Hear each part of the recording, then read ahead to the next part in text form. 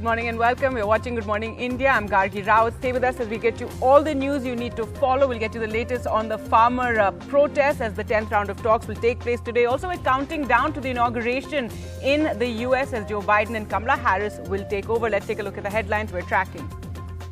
The 10th round of talks between farmer and union leaders will take place. Farmers and government will take place today. The Supreme Court will also continue its hearing on the farmer issue today. The centre has urged states to address vaccine hesitancy among some in the priority group as 6.31 lakh are vaccinated after 4 days. India will start supplying millions of vaccine doses to 6 neighbouring countries from today. Bhutan, Maldives and Bangladesh will be the first to get.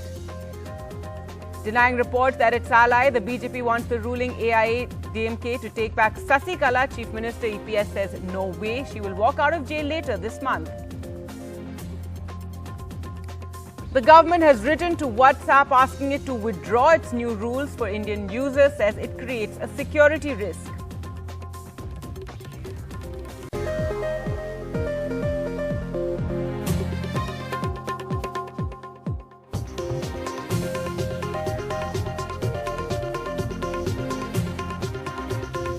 Our top story, the 10th round of talks between the government and representatives of protesting farmers on the controversial new farm laws will be held today. The government and the farmer union leaders have held several rounds of talks but failed to reach a consensus as protesting farmers have stuck to their demand for repealing the new agricultural laws, but the centre has refused to do so. On Tuesday, the first meeting of the Supreme Court appointed committee on the farmer laws also took place. Well, let's go across to Sunil Prabhu now for more. And Sunil, the 10th round, but both sides are quite firm on what they want. Absolutely, Gargi. You couldn't have been more right. Both sides extremely adamant and firm on their resolve. One wanting a repeal, one saying there's no question of repeal. We'll go on a clause by clause. We will look at the amendments. But the fact of the matter is that the government, one way or the other, has understood that there is tremendous pressure being mounted on them. Not only for the fact that after passing this and getting the president to sign these acts, despite the controversial passing of these farm laws in the hurry in which it did in the Rajya Sabha without those asking for a vote, it did not take place. Now they've understood that they will have to do some amendments to the bill, a clause by clause reconsideration on it. And it's in that context that the opposition parties have garnered support of not only backing the farmers' unions, but within themselves to continue to put the pressure on the Narendra Modi government. The Narendra Modi government also is depending on help, on some kind of help that will come from the Supreme Court, which is hearing this matter. They would like it to intervene to find a way forward. But as you have already seen, the farmer unions making it clear, we don't want any brokers. We want to deal directly with the farm unions, with the government. And we are very clear that we will not step down anything short of repeal of the farm laws. Right. And Sunil, having said that, yesterday was the first meeting of the Supreme Court appointed committee. We know one member has recused himself, and the farmer unions that are protesting are not engaging with that committee either. Absolutely. They won't engage with that committee. They haven't even been part of those proceedings in the Supreme Court. They are quite, as you are well aware, if you heard that farmer committee meeting which the Supreme Court appointed to look into this, they are saying that we'll try to convince them about reforms. So I think with that prejudiced mind, there will definitely be a lot of questions that will be asked by the farmer unions, because it's not about, reforms and being convinced. It's about looking at the legal issue, about looking at the question about whether the centre has the power to take away from the states, whether it has the jurisdictional role, what is the role of the Essential Commodities Act, what is the role of the APMCs, and also about contract farming. And it's in that context if a committee has decided that they are going to convince the farmers about reforms, it will show that there is somebody who has got a prejudiced mind in this entire issue. All right, Sunil, thanks so much for joining us with those details. Now, today the Supreme Court will also be taking up the farmers' protest and continue its hearing, as well as the plea to stop the tractor rally that farmers are planning on the 26th. Now, remember, in its last hearing, the Delhi police plea to stop the proposed tractor rally on Republic Day, the court had said it was up to the Delhi police to deal with law and order. One of the farmer unions also wants the top court to reconstitute the panel which is appointed by them. The plea by the association says neutral persons like former Supreme Court judges must be appointed in that panel. You were there on the 6th of January when the riots took place and the storming of the Capitol took place. Now it's a very different Washington, D.C., very tight security, and now we're counting down to the inauguration. Well, yes, this is completely different from what I saw on the 6th of January. On the 6th, just to refresh the memory of our viewers, what I saw was I was right behind these armored vehicles and that bus that's been there to block the area. Right on that side were thousands of Trump supporters. I saw a bus which said "Stop the Steal" and people carrying these kind of flags supporting Donald Trump, "Make America Great," and again "Stop the Steal." And then when I got closer to the area, I saw hordes and hordes of Trump supporters right at the doorsteps of the Capitol. This is about 5 in the evening, and at 6 o'clock was the curfew, which is when I moved away from the area. Now, when I got here this evening, I actually essentially was able to get a train, an Amtrak train, the kind, and we can just show that what happened. I took an Amtrak train, the same one that Joe Biden used to take from Delaware, Wilmington, Delaware, which is where he was earlier today with Kamala Harris, and then he came in out here. We do know that that's the train he wanted to take to come again for his inauguration, but he couldn't. He had to instead take a private jet. Because the Trump administration refused to give him an actual, a flight, like an Air Force One that he will be beginning to use later, Gargi. So yeah, right now there's a lot of security. We've been told that a lot of the National Guards that you were talking about, 25,000 of them, that's more than what America actually has in Iraq, Afghanistan, and Syria. A lot of them are actually staying in this hotel. Some, the rest of them are spread all over. But that's where you get to see this kind of security arrangement. Right, and Amitosh, this vetting of the National Guards, how controversial is this? Because, some governors have, talked about it. Tell us about that, because 12 of them have even been removed for, some kind of links to extremists. Well, yes, the two extremists that we are learning about, let's just be very clear, the people that we've seen actually, and what we can do right now is, we have this individual who obviously wants to get into the frame, which is fine. But basically what you're seeing right now is very few people around here. And the people that you were talking about, the 12 National Guard out of the 25,000, Gargi, we know the division between those 12 is that 2 of them had sent some kind of messages. Those messages that they had sent is what got everyone alerted, including the FBI, that made them actually remove these people, these National Armed Guards, from the total 25,000. In addition to that, another 10, we're told, it is not quite clear what was the reason, but potentially the reason was that they had some connections that they don't want to reveal, the FBI doesn't want to reveal, and the National Armed Guard doesn't want to reveal. But what's happening out here, you're seeing, if you can just walk a little closer, what you'll see is that the bus is, I think, very critical to understanding what's happening. Behind the bus, what you're seeing is guardrails all over, yellow lines that signal the areas in which journalists like you, like we can basically walk in or not. And also you're seeing that at this time of the night, not enough armed personnel, but tomorrow you can see this is going to be a complete lockdown. You can imagine that between here and the White House in that direction, it's not going to be easy to move. All right, so very, very tight security. Inauguration like no other. Amitoj, will return to you for more updates. Thanks so much for joining us with that. Well, let's move on to news back home and of India's vaccination program. India's COVID vaccination program crossed the 5 lakh mark on the 4th day, with the centre urging states to address vaccine hesitancy among some in the priority group and indicating that the drive will soon be extended to the larger population. The Health Ministry cited a provisional report at around yesterday evening that stated 6.31 lakh healthcare workers have been vaccinated so far. And according to the world figures, if we take a look look at other, if we make a global comparison, then India is topping in terms of the number of vaccinations done on each day.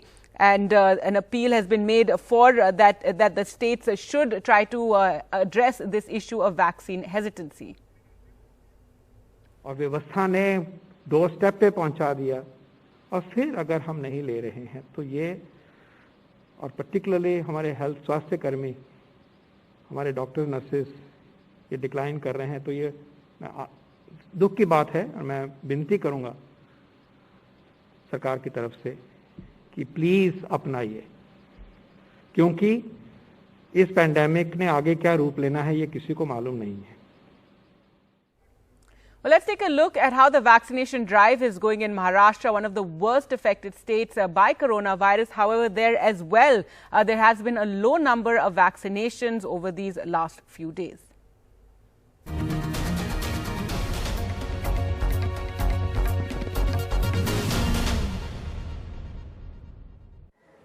An empty corridor at the busy Sir JJ Hospital in Mumbai, a state-run hospital where the Bharat Biotech vaccine Covaxin is being given. Of an estimated 100 recipients, only about 13 healthcare workers took the vaccine on day 2 of the drive in Maharashtra. It may be the less number because there is what has happened is the 100 invitations which were sent for today have the names of the people who have already taken the vaccine. We need to understand there will be people who will have some personal issues also. At the Mumbai civic body-run Sion Hospital, this morning, the CoWIN app was not functioning and vaccinators and beneficiaries both waiting for the vaccination to begin. Here, the Covishield vaccine made by the Serum Institute is being administered. They will be sending us a list of 400 beneficiaries and I hope that all the 400 beneficiaries come to the center and receive this COVID-19 vaccine, that is a Covishield vaccine today. But only 110 got vaccinated when the list was of 400, less than that of the first day number of 188. So in every center we have 100 for the vaccination, 100 as a target for the vaccination.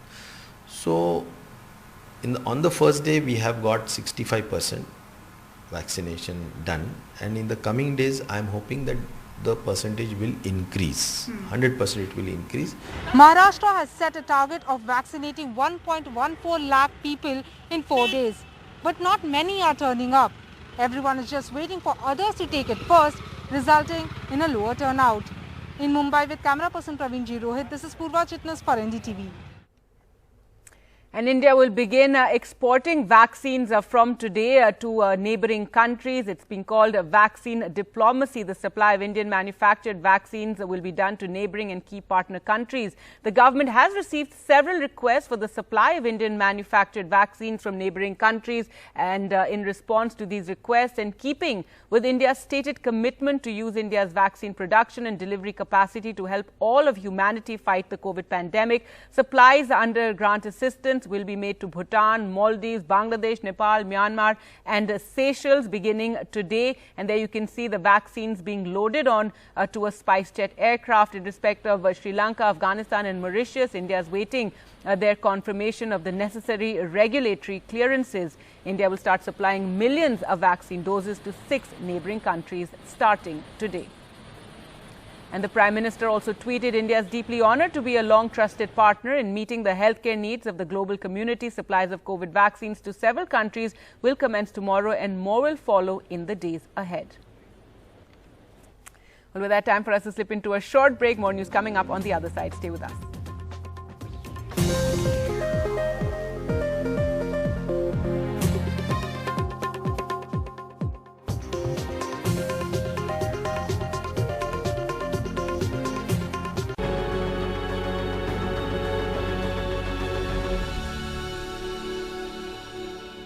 The 10th round of talks between the government and representatives of protesting farmers on controversial new farm laws will be held today. The government and farmer union leaders have held several rounds of talks but failed to reach a consensus as the protesting farmers have stuck to their demand for repealing the new agricultural laws, but the centre has refused to do so. In fact, the centre wants to discuss the farm laws clause by clause.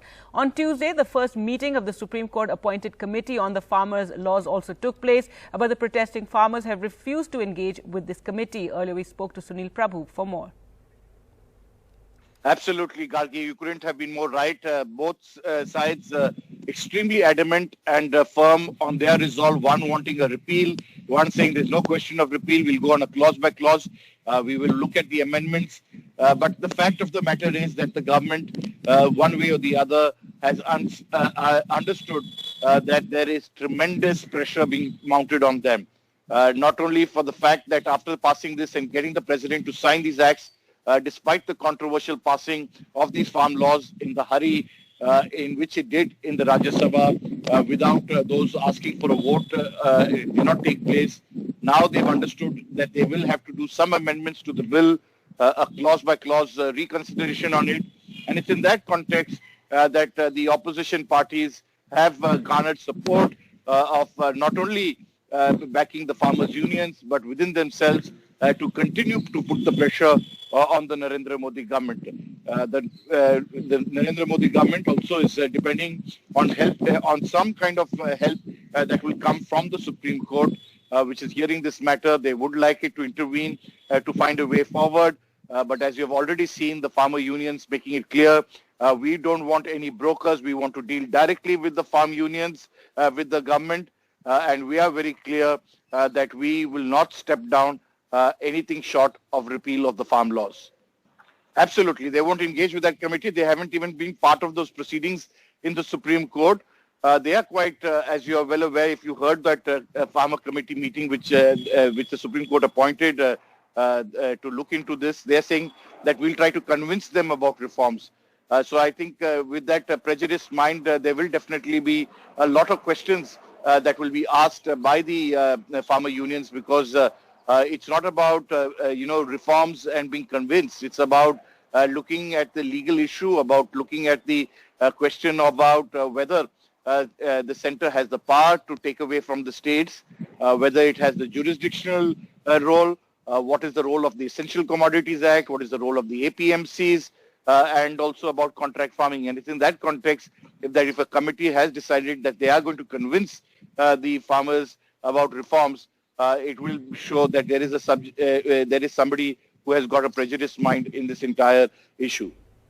Now, the Supreme Court will also take up the farmers' protest issue and plea to stop the tractor rally in its last hearing on the Delhi police plea to stop the proposed tractor rally by farmers during Republic Day. The court had said it was up to the Delhi police to deal with the law and order. One of the farmer unions also wants the top court to reconstitute the panel appointed by the court. The plea by the association says a neutral persons like former Supreme Court judges should be appointed in that panel. Now, Rahul Gandhi also hit out over the farmer issue during his press conference yesterday. The government, however, hit back, saying the Congress doesn't want the standoff resolved. 3 new laws have been passed. They are designed to destroy Indian agriculture. How are they designed to do it? By destroying the mandis, by destroying the Essential Commodities Act, and by making sure that no Indian farmer can go to court to protect him. सरकार और किसान की वार्ता सफल हो, ये कांग्रेस नहीं चाहती, और इसलिए वो विरोध अवरोध ये नीति अपनाते हैं. Rahul Gandhi also took on the government over China, saying that India does not have a strategic vision. Also commenting for the first time on the WhatsApp chats of TV anchor Arnab Goswami linked to the 2019 Balakot airstrike. He said giving official secrets to a journalist is a criminal act, and he called for an investigation. China के पास एक साफ, clear strategic vision है. हिंदुस्तान के पास कोई strategic vision नहीं है. 2008 में चुमूर में पांगनाक और चापजी घाटी, डेमजोक और डुग्गी, यहां अपनी सैकड़ों किलोमीटर जमीन चीन के हवाले किसने की? चीन से अपने प्राइवेट निजी ट्रस्ट को पैसा किसने लिया? दूतावास के घर जाकर कौन बैठे थे जब देश लड़ाई में था? If Mr. Arnab Goswami knows, if it is on his WhatsApp, I assume the Pakistanis also know. And I want to know whether it was the Prime Minister of India who told Arnab Goswami, or it was the Defence Minister or the Home Minister.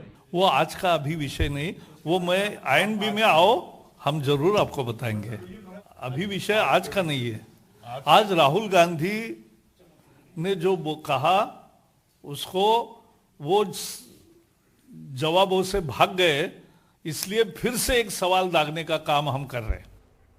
Now, the government has asked WhatsApp to withdraw any change in the messaging app's privacy policy for users in India. People with direct knowledge of the matter have said the centre has written to the Facebook-owned app's global CEO detailing concerns over information security of users. India is WhatsApp's biggest market. WhatsApp on Friday last postponed its data sharing policy change after users concerned about privacy fled the messaging service and flocked to rivals like Telegram and Signal.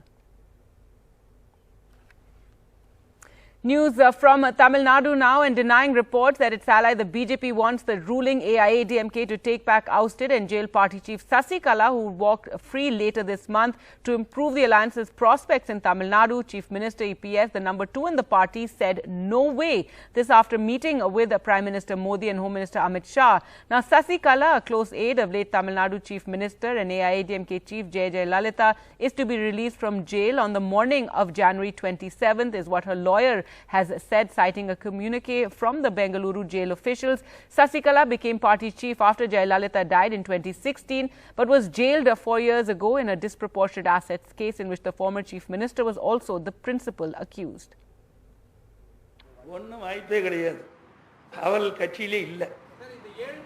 AIADMK கட்சியிலே கிடையாது, 100% கிடையாது. அதாவது அனைத்து இந்திய அண்ணா திராவிட முன்னேற்ற கழகம் என்பது தெளிவாக முடிவு செய்யப்பட்டு இன்னைக்கு நடைபெற்றுக் கொண்டிருக்கின்றது. அதில் எந்த மாறுபட்ட கருத்தும் கிடையாது. Now, disturbing a story from Kerala in Malappuram, a 17-year-old girl, a rape survivor, has told child welfare officials that she was again allegedly raped, sexually abused and harassed by over several men in a span of the last few months. A 17-year-old teenage girl was allegedly raped and sexually abused repeatedly since 2016 in Kerala's Malappuram district. Police have registered cases against 40 accused. She was sent twice to a care home for protection after earlier assaults. She was allowed to leave in 2019 on her mother's request, say officials. The teenage girl was first allegedly raped in 2016. In 2017, she was sexually assaulted. It did not end there. Once she left the protection of the care home in 2019, she was raped, sexually abused, allegedly by 34 men. Some of them her neighbors as well as known to the survivor as well as the mother. According to Malappuram police, of the 29 cases registered, 7 are rape cases. Out of the 40 accused since 2016, 20 have been arrested. Some accused are known to the survivor and the mother. Mother says she knew nothing, but this needs further probe. In November 2020, the girl's mother filed a missing complaint for her daughter, and the survivor's ordeal only came out during counseling when she was tracked by the police and moved to a care home once again for protection. The earlier 3 rape cases are still before the court. അതിലൊരു കാര്യം വെച്ചാൽ ഇത് ഒരു പ്രദേശത്തുള്ള ഒരുപാട് ആളുകൾ ഉൾപ്പെട്ട ഒരു കേസായി മാറിയിട്ടുണ്ട്. നമ്മളുടെ സംരക്ഷണയിൽ നമ്മളുടെ സ്ഥാപനത്തിലാണ് ഇപ്പോൾ ഉള്ളത്. കുട്ടിയെ മറ്റോ യാതൊരാൾക്കും സ്വാധീനിക്കാനോ ഏതെങ്കിലും വിധത്തിൽ ഭീഷണിപ്പെടുത്താനോ നമ്മളായിട്ട് അനുവദിക്കുന്നതല്ല. A systemic lapse when a teenage rape survivor leaves the protection of a care home, goes back to her family, but officials get to know almost after a year that she's been raped, sexually abused again by over 30 men. Horrifying. With camera person SP Babu, Sneha Koshi for NDTV. News from West Bengal now. And the government of India has declared the birthday of Netaji Subhash Chandra Bose as a Parakram Divas from now on, starting from this 23rd of January, which is his 124th birth anniversary of the legendary freedom fighter. From this day, both the centre and the Bengal government will also begin a year-long celebrations to mark his 125th birth anniversary year. The Prime Minister is also expected in Kolkata on Saturday to join the celebrations. Mamata Banerjee will hold a march in the city to commemorate this as well. And politically, the issue may turn controversial. Mamata Banerjee had written to Prime Minister recently urging him to declare 23rd of January as a national holiday. There has been no response. The timing is obviously suspect since it comes only 3 months before assembly elections are due in West Bengal. But we are not worried only about the timing. We do not agree with this announcement. The state government and the Chief Minister Mamata Banerjee had asked for the day to be called Deshonayak Divas, because that was the name by which Gurudev Rabindranath had called Netaji. Mamata Banerjee, in a letter to the Prime Minister, had also demanded that the day be declared as a national holiday. Centre has not heeded to either of these.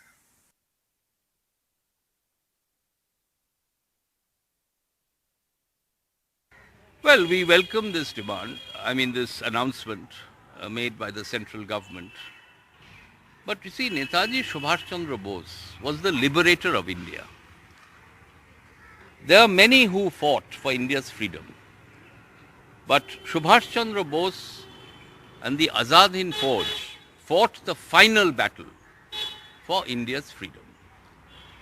His activities were much beyond the shores of our nation.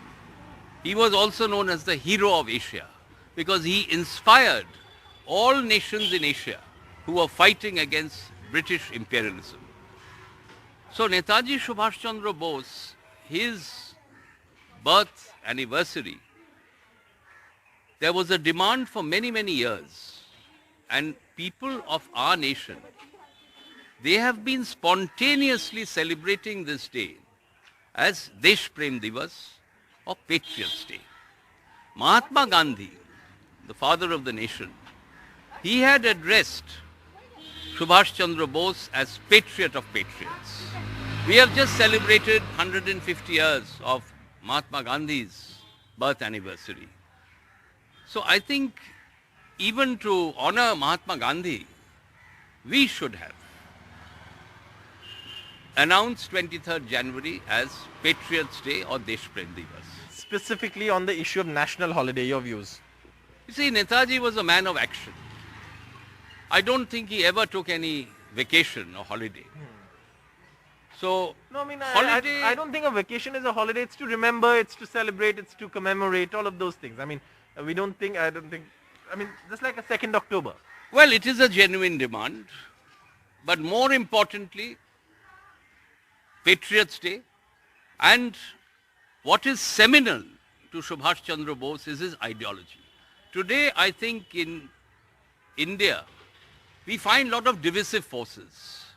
In order to counter these forces, we have to bring back Subhash Chandra Bose's inclusive ideology in the mainstream of national politics. You see, in 1947, the country was divided. We don't want another division. We want to keep the country united. The only path is Netaji's inclusive ideology. And that's wonderful, sir, because I think Netaji's inclusive ideology and the fact that he was a patriot are so important to highlight, even as political squabbles over his legacy continue. In Kolkata with camera person G.D. Shankar, Saurabh Gupta, NDTV. And from poll-bound Bengal to poll-bound Assam, where assembly assembly elections will take place in another 3 months' time. The main opposition party has finally announced the formation of a grand alliance for the Assam elections. This puts to rest the speculation on whether the Congress will be part of any alliance with the Badruddin Ajmal-led AIUDF, since there was strong opposition within the party.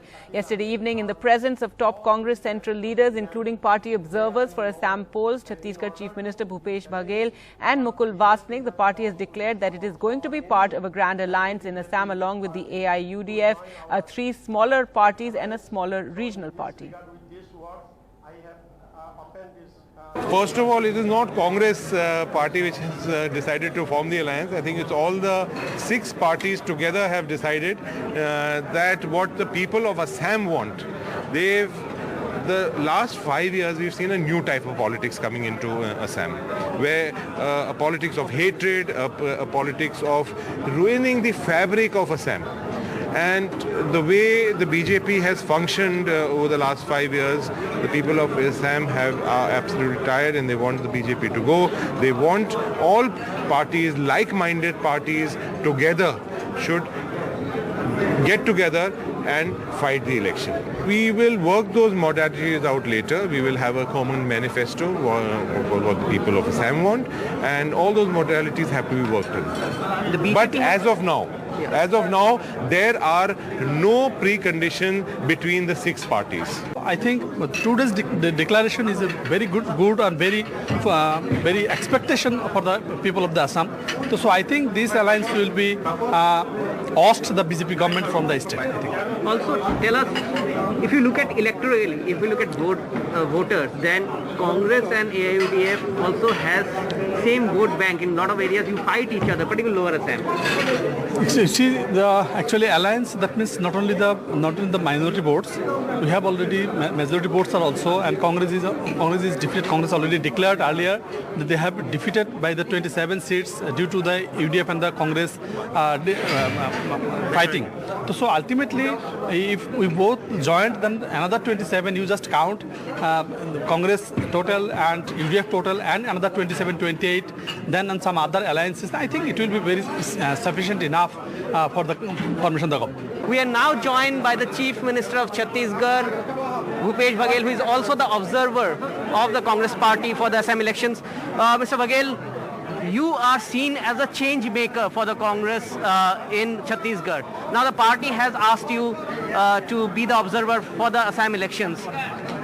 What is your hope? What kind of change you want to bring in Congress in Assam, given the fact that one after another party leaders are leaving the parties, MLAs have left the party? देखिए, सबसे पहली बात तो है कि मैं पिछले 2 दिन से यहाँ हूँ और इन 2 दिनों में पार्टी के नेताओं से, सांसद से, विधायक से, पार्टी के विभिन्न संगठनों के जो अध्यक्ष हैं उनसे मेरी मीटिंग हुई है। आज जिला कांग्रेस कमेटी के अध्यक्षों और ब्लॉक कांग्रेस कमेटी के अध्यक्षों के साथ मीटिंग हुई है। एक बात बहुत स्पष्ट है कि यहाँ के लोग परिवर्तन चाहते हैं। महागठबंधन होने वाला है, यहाँ पे कांग्रेस के बीच में भी इसको लेके अनबन है।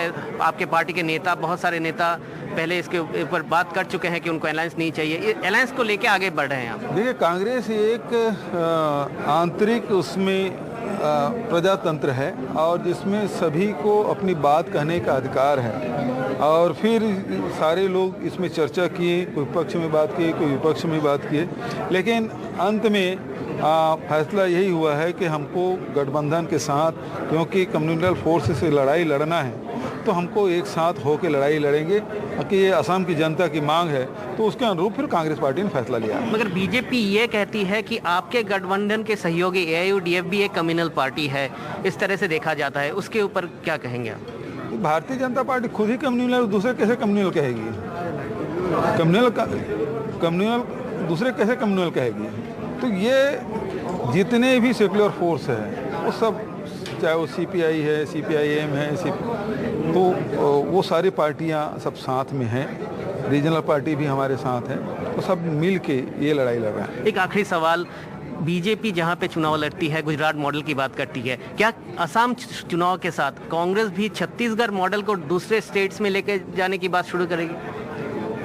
यहाँ के लोग उस प्रकार से बात तो कर रहे हैं और मैं समझता हूँ कि आज पूरे देश में जहाँ मंदी है, छत्तीसगढ़ में कोई मंदी नहीं है। किसी भी सेक्टर में जाकर देखिए, ग्रोथ ही है, हर सेक्टर में ग्रोथ मिला है।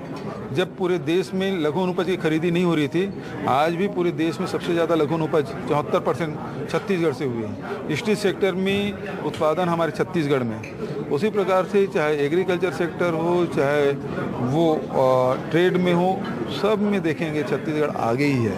GST कलेक्शन में भी हम अक्टूबर-नवंबर महीने में देखें तो हम टॉप में थे। तो हर सेक्टर में हम आगे बढ़ रहे हैं, तो छत्तीसगढ़ मॉडल के बाद उसकी चर्चा पूरे देश में होने लगी है।